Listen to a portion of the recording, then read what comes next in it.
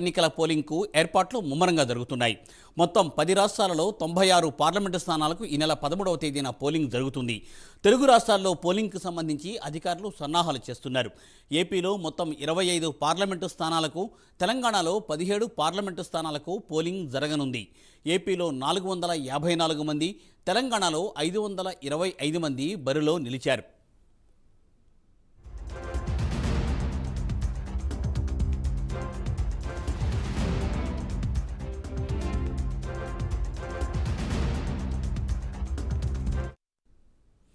ఇక అటు బీహార్ రాష్ట్రంలో 5 పార్లమెంటు స్థానాలకు 55 మంది పోటీ పడుతున్నారు.